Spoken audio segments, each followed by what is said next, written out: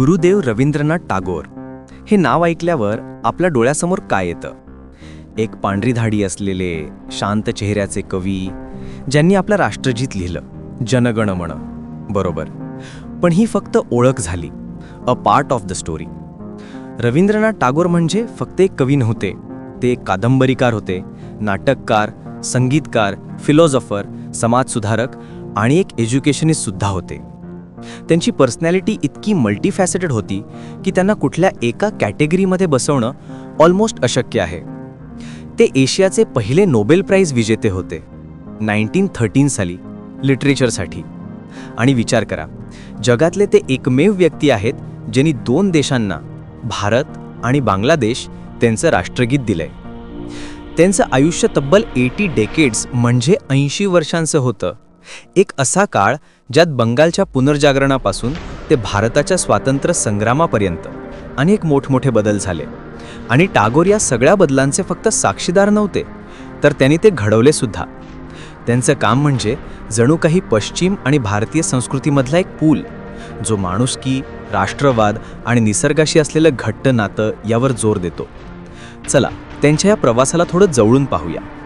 त्यांचा जन्म झाला 5 मे 1861 कलकत्त्याच्या जोरासांको इथल्या त्यांच्या प्रसिद्ध घरी, ज्याला ठाकूरबाडी म्हणायचे.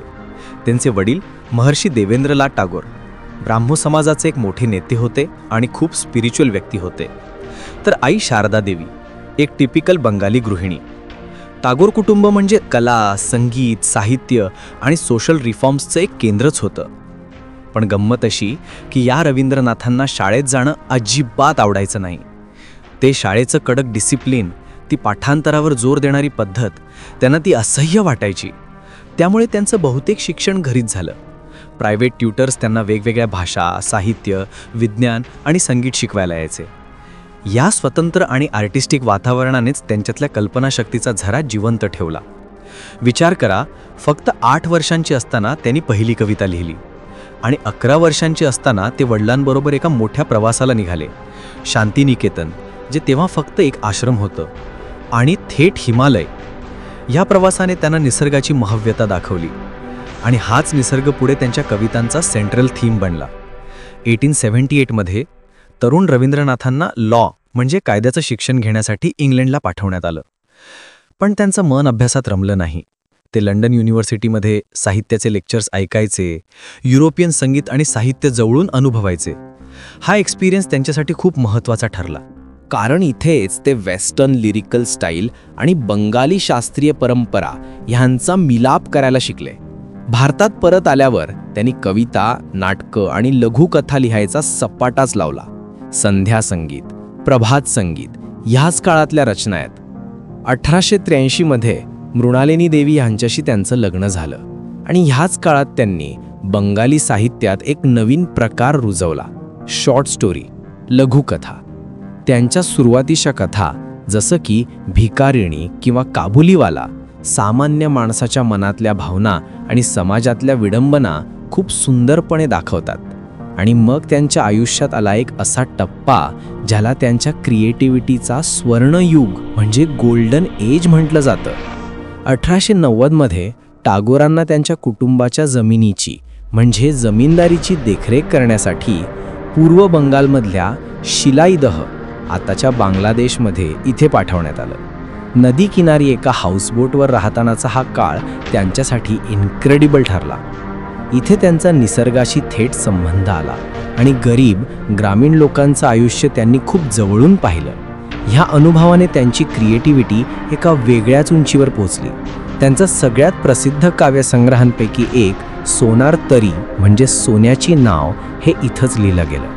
ह्या काळातल्या कवितांमध्ये निसर्गाचं सौंदर्य, जीवन मृत्यूचं रहस्य आणि माणसांबद्दलची एक खोल करुणा दिसते. पण शिलाईदहाचे अनुभवांनी त्यांना फक्त एक कवी नाही, तर एक समाजसुधारक सुद्धा बनवलं. ते शेतकऱ्यांसोबत वेळ घालवायचे, त्यांच्या समस्या समजून घ्यायचे. त्यांना कळून चुकलं होतं की खरा भारत खेड्यांमध्येच वसतो आणि देशाला उभं करायचं असेल तर ह्या ग्रामीण भागाला सक्षम बनवणं हीच खरी की आहे. 1901 हे साल त्यांच्या आयुष्यात एक मोठा टर्निंग पॉईंट घेऊन आलं. त्यांनी बोलपूरजवळ शांतिनिकेतन म्हणजे शांतीचं घर इथे ब्रह्मचर्याश्रम नावाची एक एक्सपेरिमेंटल शाळा सुरू केली. ही शाळा म्हणजे त्यांच्या एज्युकेशनल फिलॉसॉफीचं मूर्तिमंत रूप होतं. निसर्गाच्या सानिध्यात गुरु-शिष्य परंपरेतून शिक्षण, जिथे क्रिएटिव्ह फ्रीडम आणि आर्टिस्टिक एक्सप्रेशनला पहिलं प्राधान्य होतं. त्यांना मुलांना ज्ञान म्हणजे फक्त फॅक्ट्स म्हणून नाही, तर जगण्याचा आनंद म्हणून शिकवायचं होतं. पण हेच दशक त्यांच्यासाठी वैयक्तिक आयुष्यात खूप दुःखद ठरलं. 1902 मध्ये त्यांच्या पत्नी मृणालिनी देवी यांचं निधन झालं. त्यानंतर त्यांची मुलगी रेणुका 1903 आणि छोटा मुलगा समिंद्ररात यांचीही अकाली मृत्यू झाली. या एकामागून एक झालेल्या आघातांनी त्यांना आतून खूप बदललं. ते अजून स्पिरिच्युअल झाले. ह्याच काळात त्यांनी भक्ती आणि गूढवादाने भरलेल्या कविता लिहिल्या आणि ह्याच कविता पुढे जाऊन गीतांजलीचा पाया ठरल्या. 1910 मध्ये टागोरांनी बंगालीमध्ये गीतांजली प्रकाशित केली. मग 1912 मध्ये त्यांनी स्वतःच त्यांच्या काही कवितांचं इंग्रजीमध्ये भाषांतर करायला सुरुवात केली. हेच पुस्तक गीतांजली सॉन्ग ऑफरिंग्स म्हणून प्रसिद्ध झालं. आणि तुम्हाला माहिती आहे का, या पुस्तकाची प्रस्तावना म्हणजे इंट्रोडक्शन कोणी लिहिलं होतं? The great Irish poet W.B. येट्सनी. ह्या एका प्रस्तावनेने पश्चिमेकडच्या साहित्यिक वर्तुळात प्रचंड खळबळ उडवून दिली. आणि मग आलं 1913 साल. टागोरांना साहित्यासाठी नोबेल पुरस्कार जाहीर झाला. हा प्रतिष्ठित पुरस्कार मिळवणारे ते पहिले नॉन युरोपियन व्यक्ती ठरले. एका रात्रीत ते भारताचे ग्लोबल कल्चरल अँबॅसेडर बनले. नोबेल पुरस्कारानंतर टागोरांनी जगभर प्रवास केला. जपान, अमेरिका, युरोप सगळीकडे त्यांनी लेक्चर्स दिली. त्यांनी भारतीय तत्त्वज्ञान आणि पाश्चिमात्य आधुनिकता यांच्यातल्या सुसंवादावर भर दिला. त्यांनी राष्ट्रवादाच्या संकुचित कल्पनांवर टीका केली आणि विश्व नागरिकता किंवा युनिव्हर्सलिझम या विचाराला पाठिंबा दिला. त्यांच्यातला हाच बाणेदारपणा 1919 मध्ये पुन्हा दिसला. जेव्हा जालियनवाला बाग हत्याकांड घडलं तेव्हा त्याचा निषेध म्हणून त्यांनी ब्रिटिश सरकारने दिलेली नाईटहूड ही पदवी परत केली. भारतीय स्वातंत्र्य चळवळीशी ते किती मनाने जोडले गेले होते हे या एका कृतीतून दिसून येतं. 1921 मध्ये टागोरांनी शांतिनिकेतनचा विस्तार करून विश्वभारती विश्वविद्यालयाची स्थापना केली. याचं ब्रीदवाक्य होतं, यत्र विश्वम भवती एक नीडम, म्हणजे जिथे संपूर्ण विश्व एका घरट्यासारखं एकत्र येतं. भारतीय संस्कृतीला जगासमोर मांडणं आणि जगातल्या उत्तम संस्कृतींना भारतात आणणं हा मागचा विजन होता. त्यांनी जवळच श्रीनिकेतनची स्थापना केली, ज्याचा फोकस ग्रामीण पुनर्रचना आणि वोकेशनल एज्युकेशनवर होता.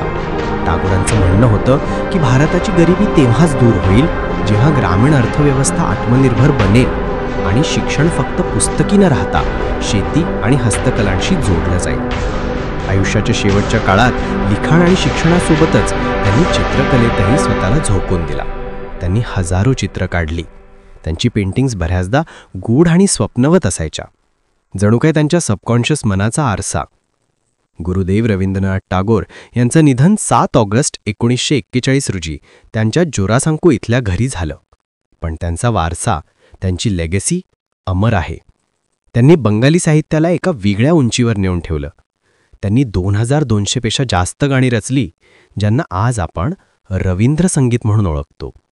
हे संगीत म्हणजे बंगाली संस्कृतीचा अविभाज्य भाग आहे.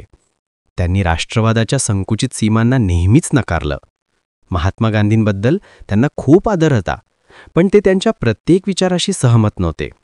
असहकार आंदोलनाच्या काही गोष्टी त्यांना संकुचित आणि डिस्ट्रक्टिव्ह वाटायच्या. आणि सगळ्यात महत्त्वाचं म्हणजे भारताचं राष्ट्रगीत जनगणमन आणि बांगलादेशचं राष्ट्रगीत आमार सोनार बांगला ही दोन्ही गीतं त्यांच्याच लेखणीतून उतारली आहेत. या एका गोष्टीमुळेच ते जगातले एकमेव असे व्यक्ती ठरतात ज्यांनी 2 देशांना त्यांची राष्ट्रीय ओळख दिली. रवींद्रनाथ टागोर हे खरंच एक विश्वकवी होते. त्यांची कला आणि त्यांचं तत्त्वज्ञान हे कुठल्याही काळाच्या किंवा देशाच्या सीमांमध्ये बांधता येणारं नाही. त्यांनी आपल्याला शिकवलं की सौंदर्य, स्वातंत्र्य आणि ज्ञानाचा शोध हे एकाच प्रवासाचे वेगवेगळे टप्पे आहेत. आणि मानवी जीवनाचा अंतिम उद्देश तो म्हणजे संकुचितपणाच्या पलीकडे जाऊन संपूर्ण मानवतेशी एकरूप होणं. आणि हा विचार आजच्या काळात आणखीन प्रसंगी ठरतोय.